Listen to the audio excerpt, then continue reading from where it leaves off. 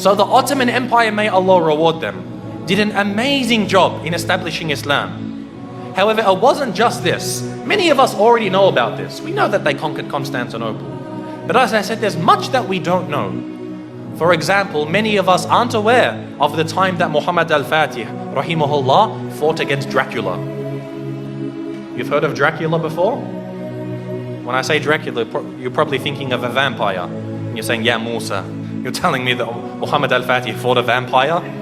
What's next? He fought Superman? No. Dracula was a real man. There was a real man named Dracula, and he ruled over the southern part of the country of what we call today Romania.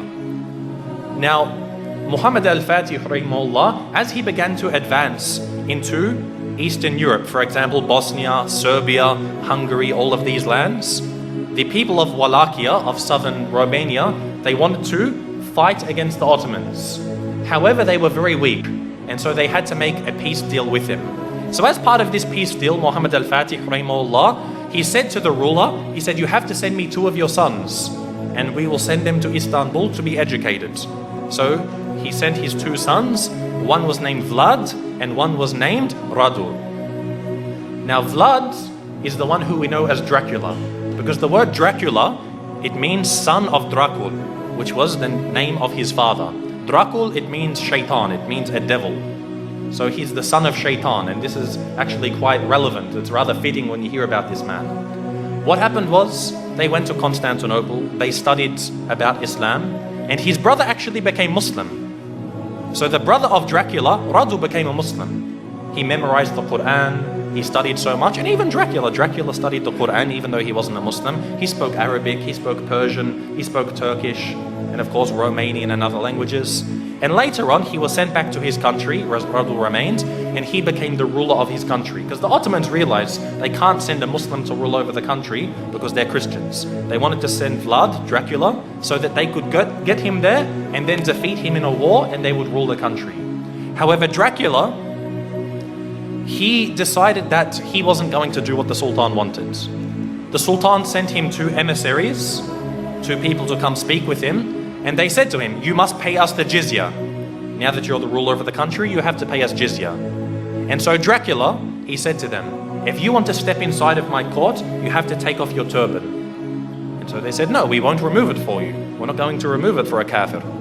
So he said, take it off. Again, they refused.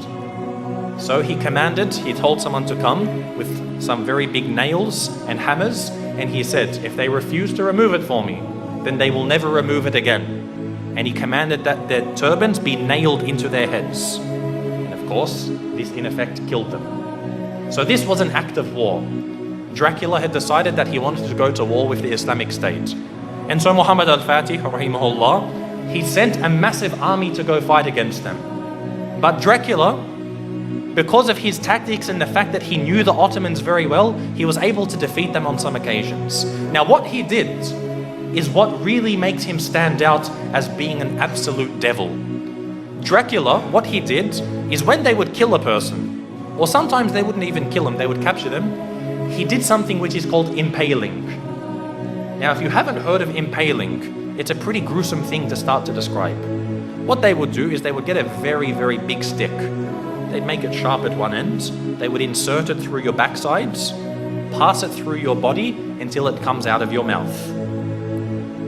They would impale them, they would pass this through their body. A lot of the time they would be alive as well. And this is how they would kill them. And then they would put this in the ground, then impale the next person, put him next to him. And the Ottoman army, when they went to go check on their troops, they found that on one of the very long roads leading to the capital of this area, they found 20,000 Muslims impaled along the sides of this road. Imagine this. And we suffer today. No doubt we suffer as Muslims today. But things like this, you can't really compare. 20,000 of them impaled. You can imagine how Muhammad al-Fatih, rahimahullah, he feels. To see even one Muslim killed is too much. But to mutilate their bodies after this was something which was, beyond what was acceptable. And so he decided to send Radu, who was the brother of Dracula. He sent him to go fight against his own brother. And eventually Radu, rahimahullah, he was able to actually eventually catch up with his brother. This is after he commits so many more atrocities. Even the Christians, they started to back off from him. Because what happened was, he, being Romanian, he was Orthodox, he wasn't Catholic. But he actually said to the Pope, he said, if you give me some more troops, I'll become a Catholic for you. Anything you want, I'll change my religion for you. He couldn't care. He wasn't a man of true belief. He was only a man of pragmatism on the battlefields. And so even the Christians started to distance themselves from him. However, the Muslims, they caught up with him and they faced him in battle. And it's unclear if the Muslims killed him or if his own people turned upon him and killed him. But either way, Dracula was killed. And the Ottomans, the Muslim army, defeated Dracula. And so what they did was they removed his heads and they took it to the city of Istanbul and they put it on a very, very large stick. They impaled his head and put it at the gates of Constantinople, where it stood for about 2-3 months, to say, if you want to be like this man, wage war against us. This was the demise of Dracula. And again, as Muslims, most of us won't even know about this. How many people know that Dracula was a real man? And we as Muslims, we fought him and we killed him. You know how they say garlic kills Dracula, or a silver bullet to the heart, or a wooden stake? None of these kill Dracula. Muslims kill Dracula.